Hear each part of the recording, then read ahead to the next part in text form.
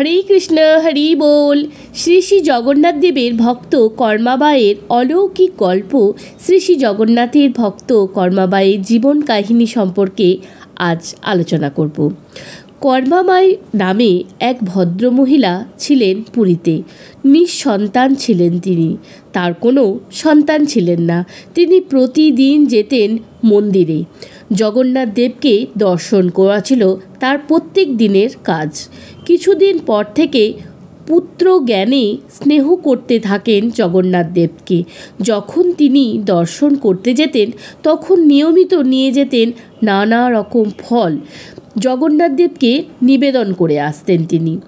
একদিন মন্দির থেকে ফিরে রান্না শুরু করেছেন। তিনি মনে মনে ভাবছেন আজ খিচুড়ি রান্না করবেন। তো সেই মতো কাজ তিনি খিচুড়ি রান্না করছিলেন এবং মনে মনে ভাবতে লাগলেন প্রতিদিন ফল নিবেদন না করে যদি এমনি করে খিচুড়ি নিবেদন করা যায় তবে হয়তো ভগবানের খুবই পছন্দ হবে। তখন তিনি খিচুড়ি রান্না করে ঘরে রাখা জগন্নাথ দেবের মূর্তির সামনে খিচুড়ি নিবেদন করলেন। ঠিক সেই সময়ই একটি কুচকুচে কালো বালক প্রবেশ করল ঘরে এবং বলতে লাগলো, আমার খুব খিদে পেয়েছে, আমাকে কিছু খেতে দাও। কর্মাবাই চুপচাপ সেই বালকটির দিকে তাকিয়ে রইলেন। কিছুক্ষণ তার দিকে এক দৃষ্টে সে তাকিয়ে রইল। তারপর আসন পেতে দিলেন এবং বুঝে উঠতে পারছিলেন না সেই বালকটিকে কি খেতে দেয়া যায়। শেষে কিছু বুঝতে না পেরে জগন্নাথ দেবকে যে নিবেদন করেছিলেন খিচুড়িটি, সেই খিচুড়িটি বাড়িয়ে দিলেন বালকটির কাছে। বালকটি খুব আনন্দ সহকারে খেতে বসেছে, এক মনে খেয়ে চলেছে এবং পাশে বসে কর্মাবাই পাখা করে চলেছে, কারণ খিচুড়ি খুব গরম ছিল। তাই সে প্রসাদ খেয়ে খুব তৃপ্ত হলো এবং সেই বালক তারপর চলে যেতে লাগলো। চলে যাবার আগে কর্মাবাইকে বলে গেল সে প্রত্যেক দিন এরকম খিচুড়ি প্রসাদ খেতে চান।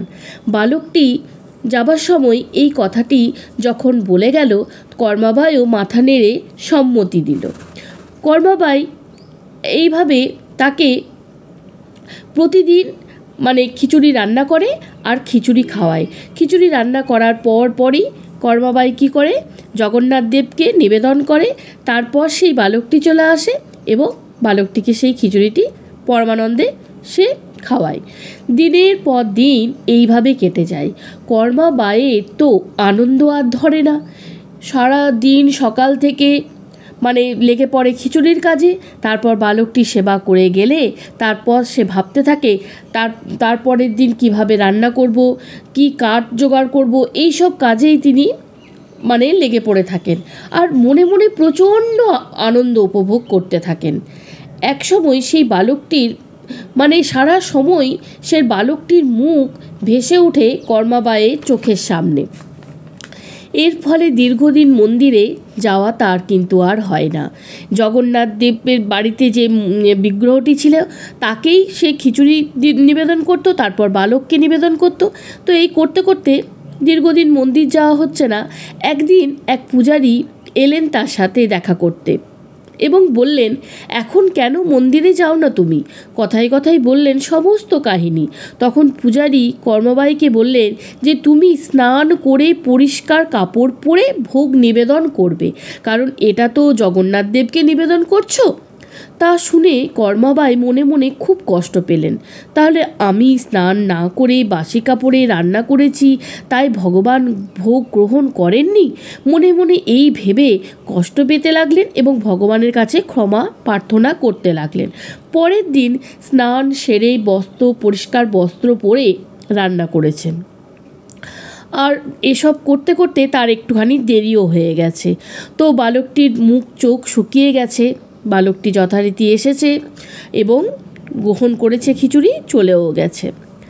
এরপর কি হয়, সেই দিনই পূজারী যখন মন্দিরের জগন্নাথ দেবকে খিচুড়ি ভোগ রান্না করে দিচ্ছে, নিবেদন করছে, তখন পূজারী দেখে যে সেখান থেকে সেই নৈবেদ্য থেকে কিন্তু কোনো রকম গন্ধ আসছে না। তো সে মনে মনে ভাবতে থাকে, হ্যাঁ আমার কাছে কি ভুল হয়ে গেল যে ভগবানের প্রসাদ থেকে কোনো রকম সুগন্ধ পাওয়া যাচ্ছে না, তাহলে কি আমার কাছে কোনো ভুল হয়ে গেল? সে মনে মনে ভাবতে ভাবতে ধ্যানে বসে যায়। আর ধ্যানে সে দেখতে পায় যে জগন্নাথ ঠাকুরের মুখে লেগে রয়েছে খিচুড়ি প্রসাদ। তখন সেভাবে এই খিচুড়ি প্রসাদ লেগে রয়েছে, তো ভগবান কোথা থেকে গ্রহণ করেছেন এই প্রসাদ? তখন তিনি ধ্যানে দেখতে পান যে কর্মাবায়ে যে খিচুড়ি রন্ধন করেছিল সেখানেই জগন্নাথ দেব গ্রহণ করেছে সেই খিচুড়ি। তো এইসব দেখার ফলে পূজারী চলে যায় কর্মাবাইয়ের বাড়িতে, সমস্ত ঘটনা বলে। তখন তড়িঘড়ি কর্মাবাই মন্দিরে এসে জগন্নাথ ঠাকুরের কাছে দুহাত ভরে প্রার্থনা করে, প্রণাম করে, আর মনে মনে আনন্দ উপভোগ করে যে প্রভু আমার কাছে প্রতিদিন খিচুড়ি গ্রহণ করেছে, এটা তো আনন্দের একটা বিষয়, সত্যি কথা। আর এভাবেই পূজারীরা মন্দিরের পূজারীরা কর্মাবাইকে বলে যে প্রত্যেক দিন সে যেন এসে এখানে রান্না করে আর ভগবানকে নিবেদন করে। তো আজও পুরীর মন্দিরে এইভাবেই কর্মাবাই খিচুড়ি নামে প্রথম প্রসাদ একটা তৈরি হয়। তো এটাই ছিল কর্মাবাইয়ের জীবন কাহিনী বা গল্প। তো তোমাদের সামনে এটা তুলে ধরলাম। কেমন লেগেছে অবশ্যই তোমরা কমেন্ট করে জানাবে। দেখা হচ্ছে নেক্সট ভিডিওতে। রাধে রাধে।